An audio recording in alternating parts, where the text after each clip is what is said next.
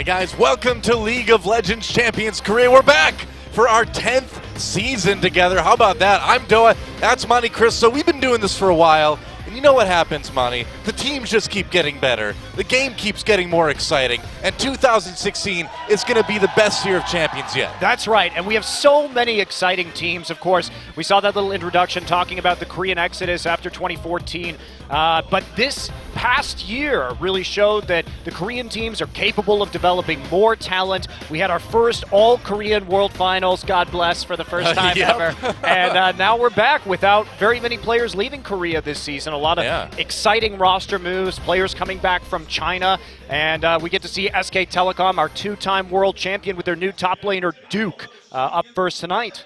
That's right, Duke over from Najin, really good top laner. It's going to be interesting to see how he fits in with the rest of SK Telecom, but I like in that video that they were really worried. They're like, oh, I don't know, we don't know if Korea's going to win Worlds this year, but then they did.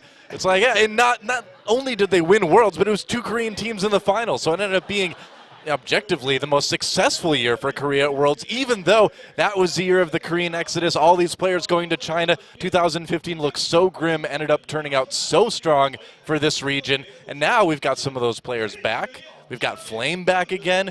We've got some other guys. Fly coming back Fly, that's for right. KT, who will be in our second set of the night. Yeah. Even just some substitute players coming back. Our top laner, who actually will be starting tonight, Untara for CJ, playing on EPC and Starhorn Royal Club as a reserve player over in China. Same thing with Blank, SK Telecom's new backup jungler. So there's a lot of depth that's been added to these rosters coming through, and it should be a very exciting year. So we take a look at the league.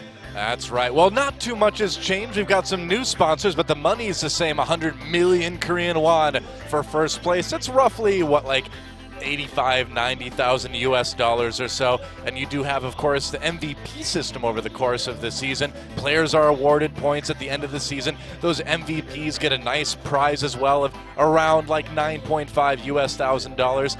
And of course, we've got our playoffs, which I believe in the best of 5, we still have blind pick. I hope we do. Yes. I think we do.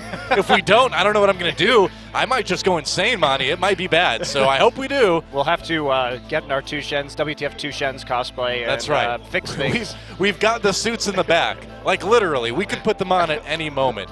Not right now. But we won't. We won't, yeah. Well, we could put them on right now. Well, we wouldn't tell you when we're going to put them on because that would kind of ruin the effect, wouldn't it? Well, here's our teams in the league this season. SKT, KT, the Rocks, Tigers, of course, CJ, EM Fire, the rebranded Najin, GNR Green Wings are back. Samsung, now Africa fielding a team, the Africa Freaks.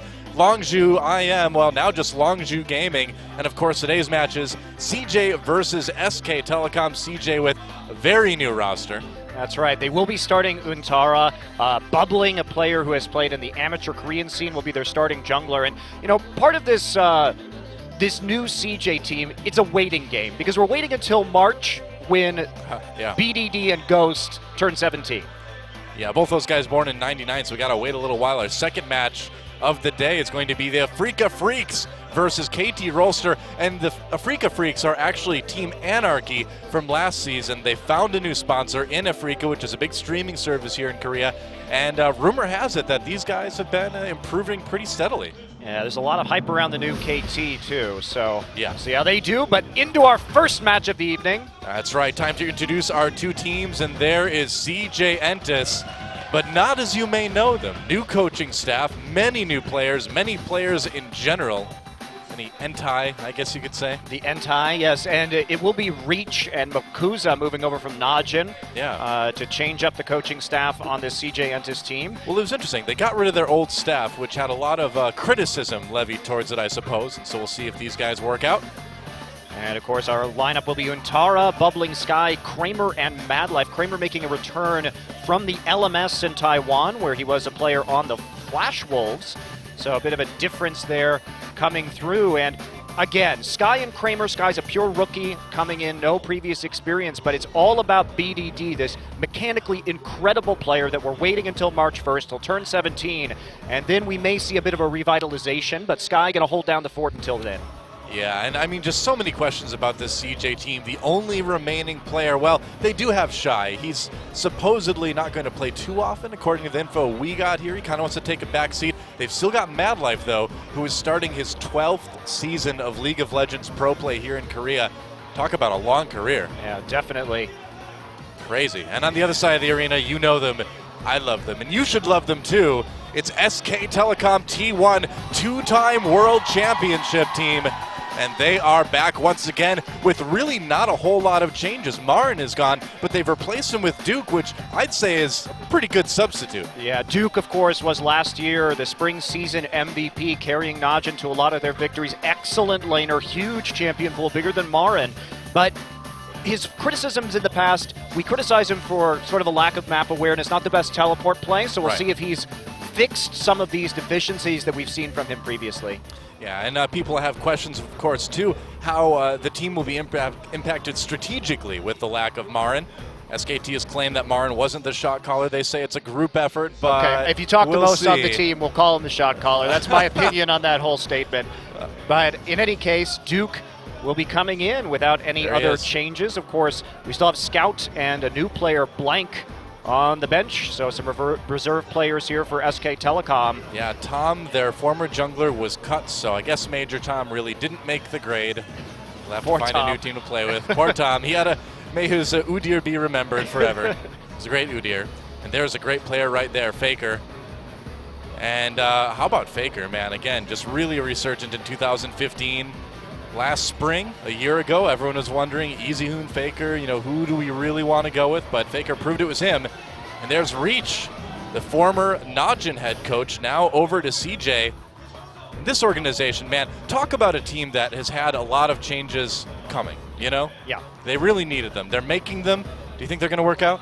I think BDD is the most mechanically impressive new player that I have seen since Faker's debut. Now, whether that will translate to a professional setting where you have to have a lot of communication and teamwork is a big question. But in terms of raw skill, BDD is an exceptional talent. And again, we're waiting until March to see him actually debut in his first game, but there's a huge amount of hype. So again, CJ, this is going to be a rebuilding season for them. They may not have the best record, but finally CJ is making roster changes. BDD has been sitting on CJ's bench for about a year already. They've just been grooming him to take this mid lane position. Wow. Well, I think it's time, guys. Let's move into Champions Select for Game 1. CJ Entus versus SK Telecom. Our first match of Champion Spring 2016. So good to be back. It is, and we are playing on patch 5.24. There were some issues with 6.1, so we will not be running it this week, guys. Yep. So last minute decision to swap it back. Yeah, next week we will be on 6.1 here in Korea. Rise and Fiora, first bans, GP, and of course, Faker, the only player at the World Championship playing Rise, but he showed why that particular pick is ban-worthy, and of course, many, many, many more people have taken that pick in the meantime, learned it to the same degree, and are now running it, so no surprise bans so far based on the current meta. Lissandra, very powerful in either mid or top lane. What about those other strong picks that we've been hearing about lately? The Trundle, of course, Misfortune, Ezreal's really back with a blue build again. I mean, do you think we're going to see those for the last two bans? We possibly could. The Ezreal ban is definitely a possibility. It will be MF, actually. Yep. And so, there's the Lulu. Okay, so still some really powerful picks available for both teams. And be a Kindred first. Yep. All right, Still so very strong in the jungle. Yeah, Kindred, one of the stronger junglers right now. Among other junglers that have been seeing popularity, if you are not familiar with the way pros are playing currently, it has been a lot of Elise. Graves jungle is quite strong right now. So there's a lot of kind of interesting jungle picks bouncing around. We will see a Tahm Kench. Now this could possibly be a top lane Tahm Kench, which has been seeing increased play. Yeah. I wonder. I just want to see some Trundle support, man. I've been playing a little bit lately. It's about as bloodthirsty as you can get.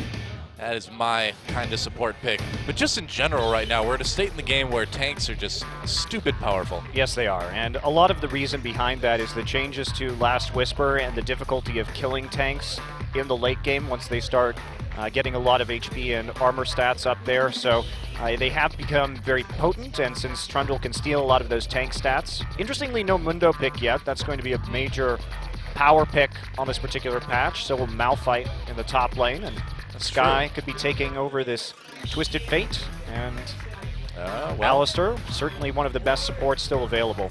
Okay, so TF Alistar will be the picks then for CJ. And SK Telecom thinking about locking in the Trundle and the Zed right away. Faker Zed, of course, legendary. And Zed really isn't in a bad spot right now. No, he's in a fine spot, especially in the mid lane in the TF matchup. You have a lot of 1v1 kill pressure in that particular mid lane scenario. We could see Bengi returning to the Rek'Sai here. Well, his Rek'Sai was truly a force to be reckoned with in Season 5. It looks like he's going to bring it for the first game of 2016 as well. Faker. And, I really wanted to see Faker Zed. How great would it be to see Faker Zed in the first game of the year? It's powerful, but again, especially when you have the Kindred, but the Alistair is not the most appealing target. I haven't been seeing a lot of Yasuo play recently, so it might be a bit of a surprise, but then again, you do have some power with the Wind Wall, and Kassadin, a much more conventional pick. Duke also a very good Kassadin player in the top lane. It is a flex pick at the moment. Yep. Oh, it's going to switch over to Corki, and that could be mid or ADC, couldn't it? It's going to be a mid lane Corki. This is another thing that's been taking a lot of priority, especially with Tahm Kench. What you do is you play double AD carry compositions, and you play Tahm Kench in the top lane. So basically it becomes almost impossible to kill their carries. And so I assume we're going to be saving a support pick for last here from SKT. Yeah, I suppose it could still be the Tahm Kench for support. I think it's going to be a Trundle last pick, just because you have so much zoning potential with the Pillar and also great siege with 280 carries that way. For CJ, Gnar definitely an option. They're going to be looking for a pretty tanky front line. You need a tanky top laner generally when you play with Kindred, because she really changes the way that you draft, because you do have an 80 carry coming out of the jungle, so you need something that's a little bit more stout in your front line. Really? They will be setting it up with Maokai and Ashe. Ashe, okay. The Maokai, not too surprising, I suppose, but the Ashe pick is a little bit interesting. Well, this is a pick comp, Dilla, and what you can do is you have two global forms of initiation with hard CC in terms of Ashe's arrow and TF's ult with a gold card. So this is going to be very powerful at taking out single targets and getting into the back line of this double AD carry composition. It should be a Trundle lock here. Yes. Bring on the Trundle support. I want to see some trolling. But especially with the Maokai pick. It makes that Trundle selection even more attractive. Well, yeah. I mean, you've got Maokai, Alistar on the other side to grab those stats from with the Trundle ult. Thinking about the Thresh. Wolf's a great Thresh player, of course. We haven't seen him play Trundle yet.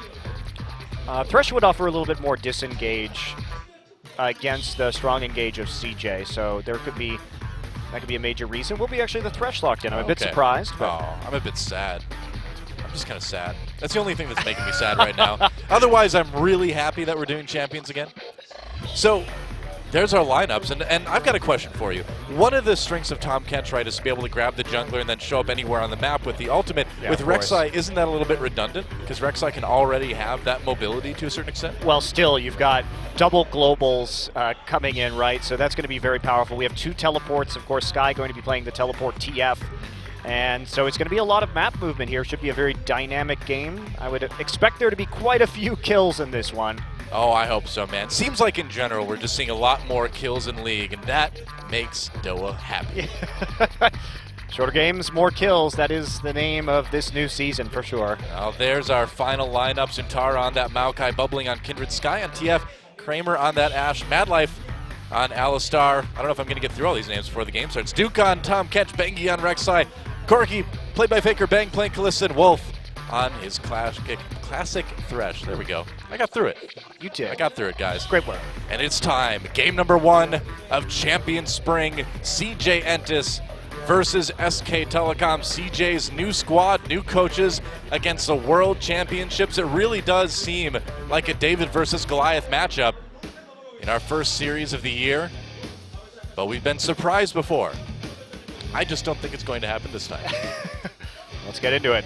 Yep, time to get into game number 1, guys. Let's do it.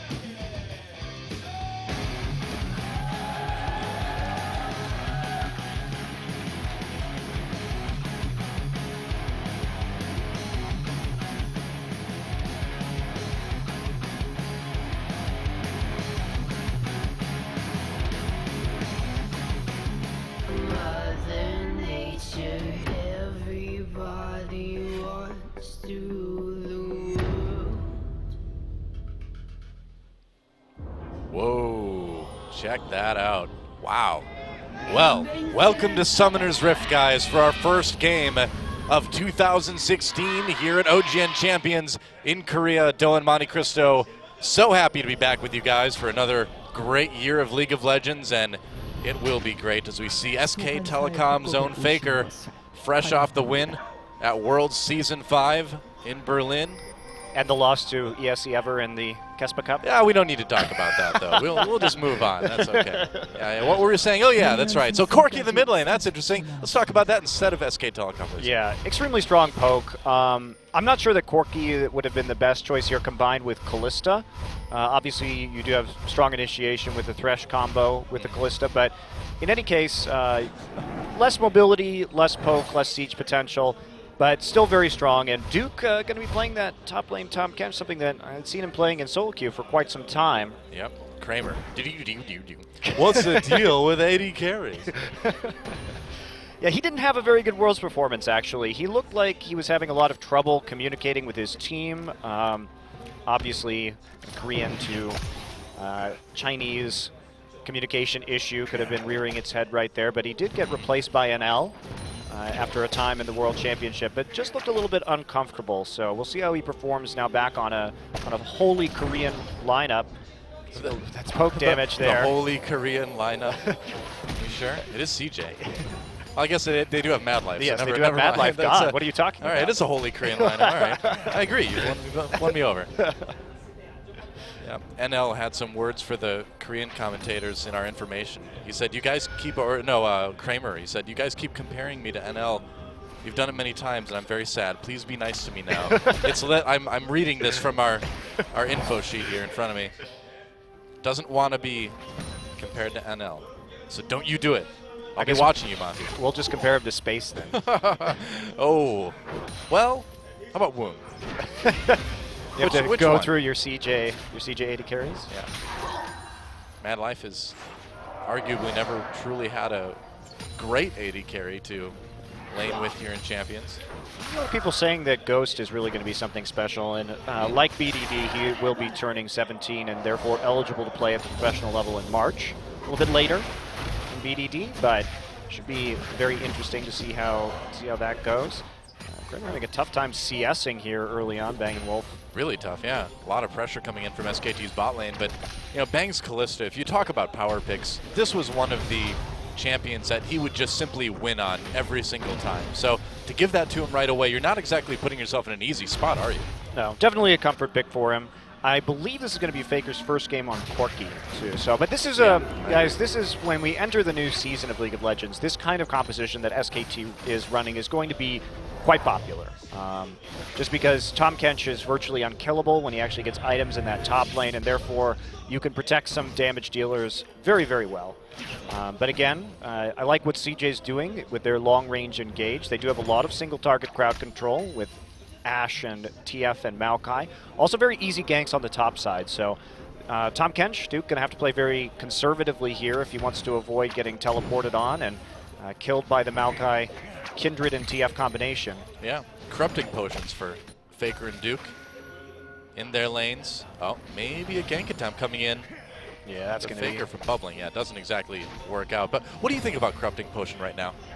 I mean, it's just a strong laning tool early on, so definitely a good pickup. We'll see it quite a bit in the mid and top lane.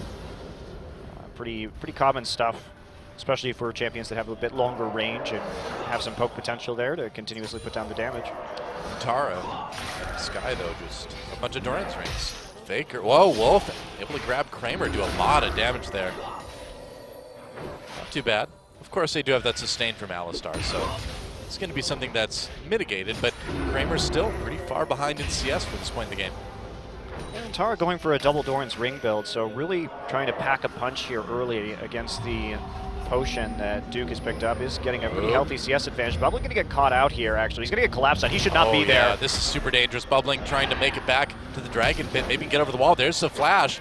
He's going to hop over the wall, but at least they burned a Summoner spell there. Meanwhile, a bit of a duel with the Tri-Brush. Wolf trying to chase down Kramer. They're going to get pulled in. Kramer in a lot of trouble, and it's going to be first blood going over to Bengi. Yeah, a solid long-time jungler picking up the first kill of 2016. Yeah, Bubbling, he's an amateur jungler. He played a little bit on Winners. He was on Anarchy, the team that is now Africa Freaks before Lyra joined. And that's a very amateur pathing mistake right there. So he was trying to get into the river, but Faker and the bot lane of SKT both had their lanes pushed up. Meanwhile, Sky wasn't 6, and they didn't have really any vision in there. So if you try and make a play on that situation, the collapse just comes so fast. It forced Madlife and Kramer into the tri-brush, and then pretty easy kill, nice Lantern gank there. Oh, here we go again, Faker. Just going ahead, Valkyrieing away. Yeah, good luck ganking mid lane, Corky. That might not be too easy. Faker having no issues at all staying alive.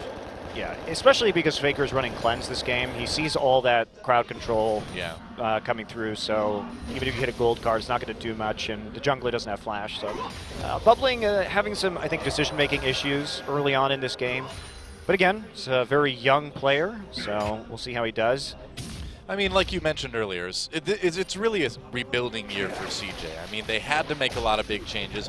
Whenever you have to make changes like that in an organization, there's going to be a time of adjustment. You're not going to win a lot right away. That almost never happens in any sport, esport or otherwise. So if you're a CJ fan, you kind of just have to hang in there and maybe hope for a playoff spot if you're lucky this season, I think. Yeah, and honestly, I think if you're a CJ fan, you're probably actually pretty excited about the fact that there are new players on this roster, because if there's been one consistent criticism of the CJ organization, it's been that they've been holding on to legacy players well past their prime and haven't really gotten the necessary new blood to remain competitive. Yeah, that was largely a criticism, it seemed like, was pointed towards the coaching staff, and with that completely turned over, we immediately saw a huge turnover in roster as well. So it is good to see CJ finally looking towards making those decisions that might eventually bring them another championship.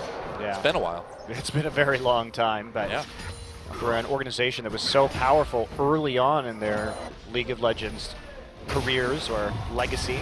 Oh, Bengi harassing Untara just a little bit, slowing him down with that smite. Duke coming up. Untara might have to burn his flash to get away from this one. He certainly will. They're going to go right after him, though. Untara still in trouble. He's got his ult pop. Can they grab him in time? There we go. Tom Kench takes a bite out of him, and that is going to be another kill for SK Telecom. Duke with his first kill as an SKT player.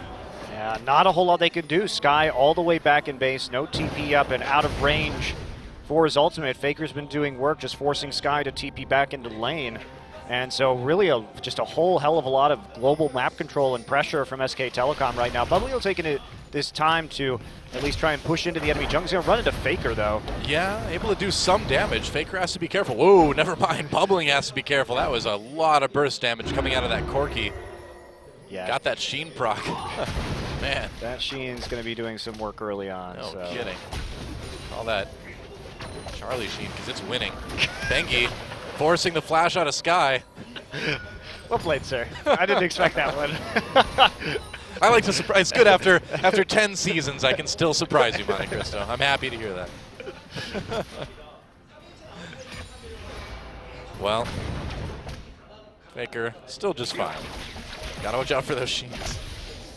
League of Legends item wires or otherwise. Hand over that blue buff, of course. Yeah, so just a pretty, so far, lane dominant performance. Untara has lost that pretty large CS lead that he developed early on. So the boots of swiftness now coming through. Adam, you will see with more regularity this season. Yeah. It is nice. I accidentally bought Sork shoes on Trundle when I was playing on stream the other day. That was embarrassing. I was just like, guys, I just want my ult to do more damage. That's all, Need to chomp harder. Yeah, totally. Take a bite out of crime. I only play Constable Trundle, by the way. Wow, it's too bad that no one's ever made that reference before. I'm sure I'm the first. Doesn't matter, it still feels good.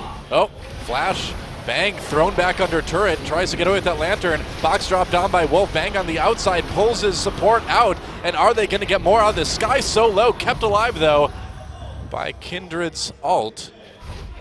It's a great turnaround right there. I mean, they stopped that gank under turret 3v4 after Madlife punting SKT back under that turret, but Bengi with great patience on the Unburrow to take out Sky. And, this global pressure that CJ wanted to put on really hasn't worked so far. They haven't been able to create any picks. Faker has thoroughly dominated this mid lane just in terms of pressure. And we see Sky right now take a few hits onto his turret, going for that Rod of Ages. Pretty standard now, Rod into Abyssal Scepter is what you're going to see on a lot of these mages. Yep.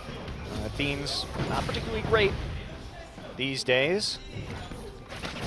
Faker here is doing more work, slowly chipping away that turret, and this is what Faker does, just whittles away the mid lane and then takes over the game. Yeah.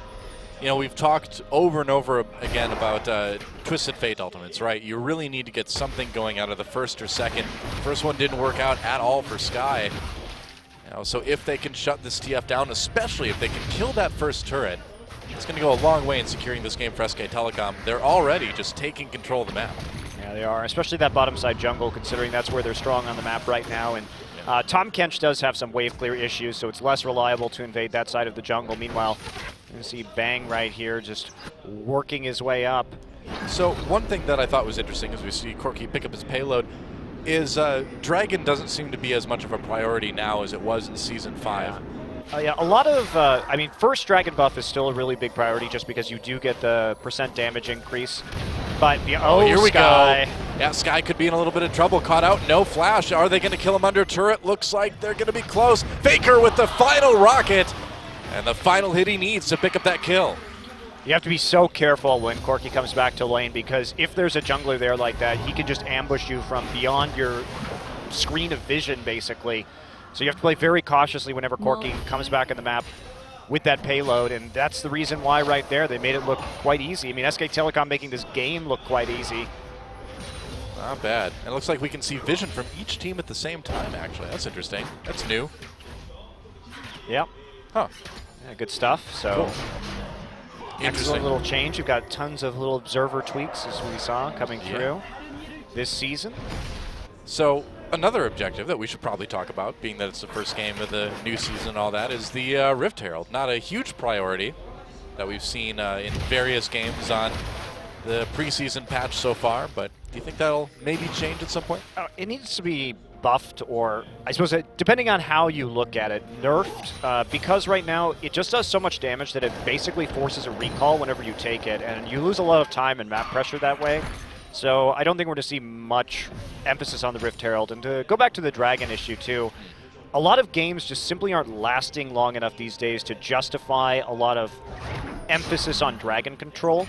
Just because you're not going to get 5 stacks. The game will likely end before that occurs. So first Dragon is very important, no matter when you get it, just to get that single stack up. And then it's mostly basically a turret pressure game at this point in time. And that's kind of the change that we're going to see, at least at the start of this season. And we'll see how perhaps Rift Herald changes or Dragon buffs change. I think perhaps changing the second stack to something a little bit more potent might do some work when it comes to making continued Dragon control more of a viable tactic. Yeah, it's certainly a lot more bloodthirsty meta right now. It's very nice. Kramer still behind in CS. Has that Caulfield's hammer and the BF sword, but not a lot otherwise. Yeah, it's going for a little bit of the CDR on Ashe. Probably a good idea if you're running a pick comp. Probably a good idea if you're running a pick comp, absolutely. CDR on the Ashe arrow is pretty nice. But he needs a bit more than that. I mean, right now SKT has been putting on all the pressure. So when does CJ really find that opportunity to get those picks? You know, we're almost 15 minutes into the game and there's no kills for CJ. Yeah, none at all. Faker with a second blue buff too, and that's just going to help him push up this wave even further and try and actually deal the damage. Meanwhile, another recall from Sky, who has been using that TP exclusively to get back into lane. Has his ultimate up if he wants to use it, but basically he hasn't been able to have really any effect on the map so far. And it looks like we may see the first Dragon coming through here. Could be. SKT might be setting up for it. Yeah, it looks like they're starting it now. Bit of a risk considering their bot lane isn't there, but they will be back in time for any fight should Mad Life and Kramer start to make a move. And they do have a lot of vision on the backside of that objective too, so they know that CJ isn't moving north through the tri-brush. Well, with things like the lower amount of vision in general right now in the preseason, and also things like the vision debris to kind of let you know where wards may have just been, it's easier to kind of sneak things like that, it seems like. Yeah. The continued harass of the mid lane and the taking of the jungle. Great vision control so far from SKT. Vision, of course, changed dramatically, so you do have to be more deliberate and precise with vision these days because you simply will not have as many wards or as much of an idea of what's going on the map. So it has made it very interesting and more methodical in the way that teams approach objectives and approach pressure. Yeah. Which I think is a good thing. Well, to a certain extent, too, it's kind of a jungler's paradise right now as well because you just don't have as much vision to use in the early game to keep track of where people are. So ganking gets a little bit more often and a little bit more successful, and all of that contributes to quicker games. Yeah, absolutely. Bubbling still going to be running the tracker's knife here, so does have a few more wards. Bengi opting for a Sightstone this game to make up for it. And that's going to be a major factor. Pretty much all the new machete upgrades are being used. Oh, here we go. Action down in bot lane. Wolf could be in trouble. Teleport coming in from Fly in the mid lane. Bang getting very low. Looks like CJ may get their first kill. They will. Finally taking out Bang. Really nice target switching there. So you saw they engaged the fight onto Thresh, but then they immediately moved onto Bang because he was going to just use his ultimate onto Wolf and pull him back in. Yeah. So they need to get rid of the Kalista right away. They CC him long enough in order to make sure that they get the kill. And now we're going to see some tower trading. Yeah, I mean, Faker was able to take out the tower in mid lane, but CJ might be able to respond right away with the bot tower. Maybe not at the moment, though. Wow, SKT keeping that alive. That's a great trade for SKT, actually, to force just a kill for that. Wow. I was not expecting them to be able to save that, and we may have a bit of a dive.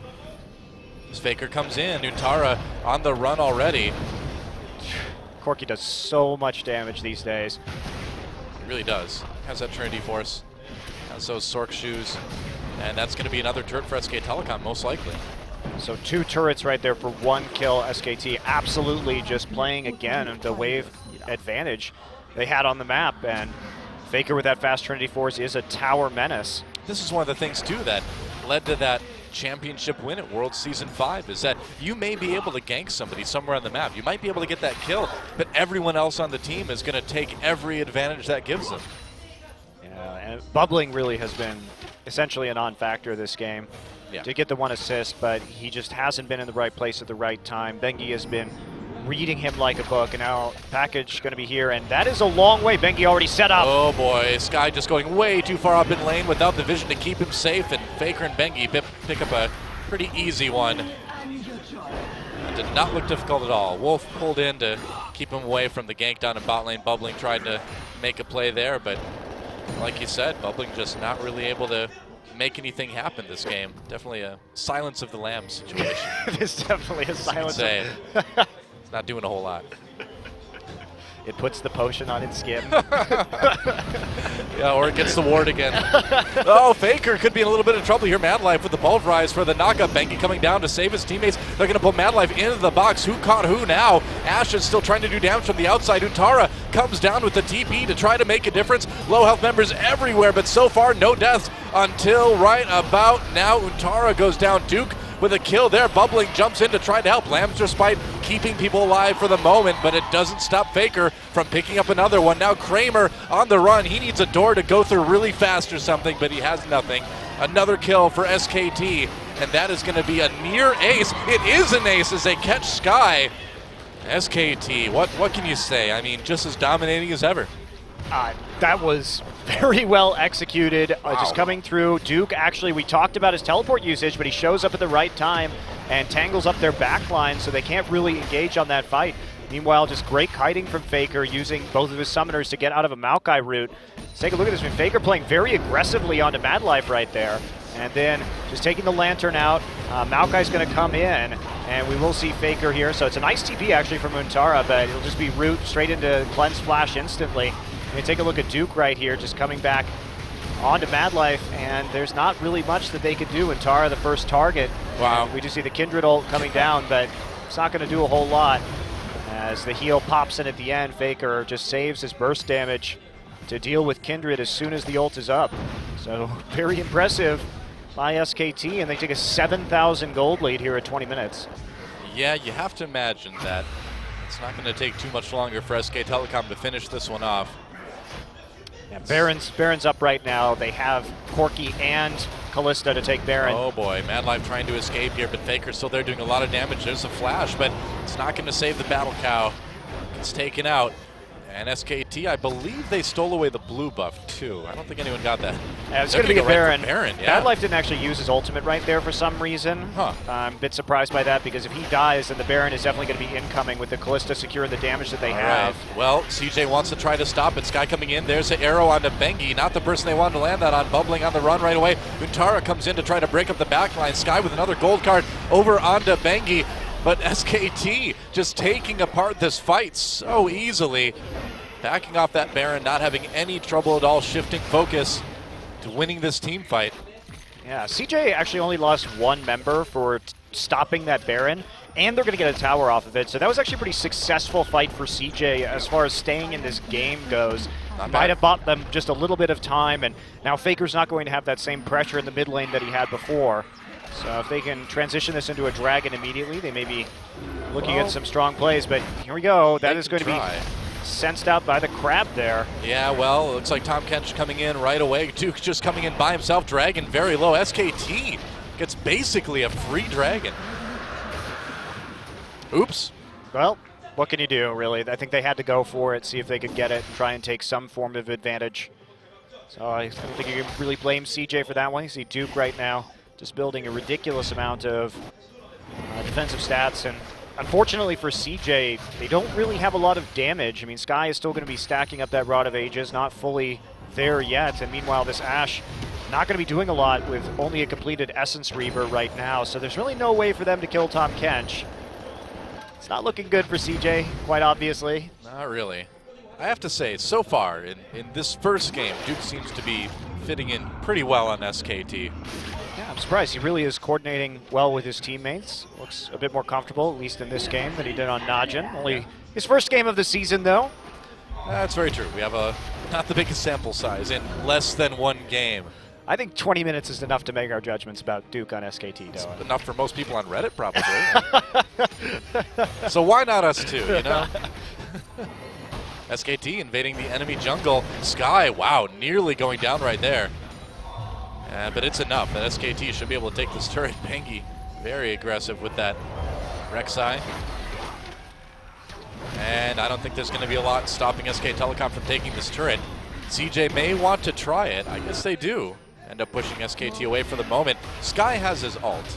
SKT needs to be a little bit careful about where everyone is right now, but you know, to be fair, Duke can just come in whenever he wants. Yeah, has his ult, has his TP up, so there's not a whole lot they can do. Duke continuing his very slow Sunfire Cape split push here. Does drive some minions in the turret. Bengi. Wow, Bengi going really deep. Finds 3 members of CJ. That may be in a little bit of a hard time for him. Whoa, gets knocked back by MadLife. Bengi flashing, trying to get to that lantern. Doesn't make it in time. Wolf drops a wall anyway. Bengi lives through it for the moment. Duke getting in the back lines. This Tom Kench is so tanky. Sky on the run there. Maokai turns right around. Wolf in the middle of it all. In a lot of trouble. Kept alive by the Lambs despite for the moment. Flashes at the last second as Faker takes down MadLife. And Tara the next to fall. And SKT turns it into a team fight win. A double kill for Duke. And a nice rocket at the end to complete the ace. And Faker there just using the package, coming right over the top of that team fight and delivering the Valk. And that did a lot of damage, and then just poking from the outside. Now SKT going to take a look at this Baron right now while they push the mid lane. Looks like they're only going to need a few members to go ahead and take the Baron, maximizing their gains with this mid lane turret kill as well. With all the brawling that we've seen between these teams, I'm amazed that CJ has only come away with it with 1 kill. That is insane. SKT, though, going to come away with another huge teamfight win and a Baron. And will this be enough to close it out? Let's watch that fight again. This just shows how tanky you can get these days, even on a jungler. So MadLife's actually going to do a good job of blocking the lantern grab right here. He's going to stand right on top of it so Bengi can't get to it. Instead knocks up MadLife and nearly dies, but they can't quite get the kill. Now watch Faker here with the package coming over from right to left of your screen. And right over the top, beautiful in the choke point right there, getting an entire over the hallway and then just shooting some phosphorus bombs and rockets right into the mix. And at the end, saving Wolf right there, taking out Mad Life, and then coming over. Kramer with 0 mana, so he's really not a threat. Jeez, look at those crits. Yeah. Essence Reaver's pretty strong. Yes. Strong in the hands of Faker, not so much in the hands of Kramer at the moment. Of course, and Essence Reaver, such a strong item on a lot of these more spellcasting AD carries like Ashe or Porky or Ezreal these days, just because you do get quite a bit of mana back whenever you get that critical strike. So you definitely need that with a champion like Corki. SKT moving in to the bot lane right now, looking to take their first inhibitor of the game. They do still have Duke pushing in top lane for them. This guy actually just going to recall and give up that turret. Duke there. Oh, arrow comes down. They're going to try to make a play for it. Mad Life trying to get closer to Faker. Headbutt pulverize. Faker still in a bit of trouble. Bubbling though. Low. There's a Lamb's Spike going down. Kramer firing from the outside of the fight. Faker back in a safe position. And this is going to be SKT yet again. How far will they dive? Enough to kill Mad Life at least. And now just taking out that turret. It's what they came for anyway. They don't need a bunch of kills. They need objectives now. SKT. Not quite enough for the inhibitor yet. Okay, they'll get it. Yeah, turn around right after that. Too scary. Yep. Yeah, Duke's going to regain a little bit of his health that he lost while he was going for the turret tank. Yeah, let's push it up. They're not going to go any further than this. Time to back off, for sure. Right. Well, that's what you call a successful push. That is what you call a successful push, and should be pretty easy. 17-1 in terms of the kills for SK Telecom. And this has been pretty damn convincing, Doa. I would say so. 7-1 in terms of turrets as well. 2 dragons to 0. I mean, basically, Baron on top of it all. We're 1 kill and 1 turret away from this being a perfect game for SKT. Yeah. That's very close. Very close. I mean, it really says a lot about both teams, right? It says that this is still the World Championship SK Telecom team, even if they do have a new top laner. It says this is indeed going to be a rebuilding year for CJ, you know? It really is sort of what you'd expect, looking at this matchup on paper coming into it today. Absolutely. But it's still fun to watch. I did not expect Duke to be this synced up with the rest of SKT, though. Really, his teleports have been pretty good so far this game. Especially that last one coming in right for the front line, doing a good job of tanking up that turret while they finished it off. And he looks very coordinated. You have to wonder how much of that was just simply being on Najin. You know, last now season. we wonder that. Now we do wonder that, yeah. But the fact is that when Najin won a game in 2015, 90% of the time it was because of Duke. So you take that guy out of that team, give him some good teammates, and it looks like it's working out pretty well in the first game anyway. I mean, he did win the Spring MVP, and it wasn't like his team was winning 70% of their games or anything like that either. So when they won, he almost always got that MVP. You see Bengi doing quite a bit of damage right now. Yep. They're just going to move on through. It's a very methodical closeout, but again, a quicker game. They've already lost a Nexus turret. Looks like they may lose the rest soon, as that's the final inhibitor for SK Telecom. See, they should just put on the pressure right now and go ahead and close this one. No real need to back off. Yep, health looks good, cooldowns look good. The power is certainly there for SKT. CJ, one last frantic team fight opportunity maybe. But we'll see. Mad Life stopped a little bit. There we go. Maokai going in on a Faker, just valks away immediately. Mad Life in the back lines, but kind of on his own. Pops that ult. Sky just with not a lot of damage. Faker jumps ahead to get the kill on Bubbling. Meanwhile, SKT takes on the rest of the team. Faker's not done yet. Taking down Kramer in the fountain. Welcome to Champions, buddy. There goes the Nexus. SKT with the first win in Korea of 2016. Incredibly clean game. You can see SKT really... They haven't lost very much. Sure, they didn't do so great in the Kespa Cup immediately after returning to Korea, but they looked very comfortable in this one despite having made that roster change. Really firing on all cylinders. A very, very impressive win. Yeah, looked really solid. It's got to be a bit frustrating for Mad Life especially. You know, you've played for so long. Now you've got this whole new team to try to whip into shape. See if drill instructor Mad Life can handle it. But again, if you're a CJ fan, even though it's tough right now, this is the kind of change that needed to happen on the team. Yes, it did. Growth is painful, guys, all right? This is just how it has to be if you want CJ to be good again. Win for SKT, and this is a best of 3, of course, so we'll be back with another game. See if CJ can tie things up. but I've got a feeling it's going to be pretty similar. Yeah, I think that we'll see. Again, in this patch, a lot of games tend to be very snowbally, even between comparably skilled teams. So perhaps CJ can bounce back and show a little more in game number 2. True enough. Well, don't go anywhere, guys. We'll be right back for the next game after this.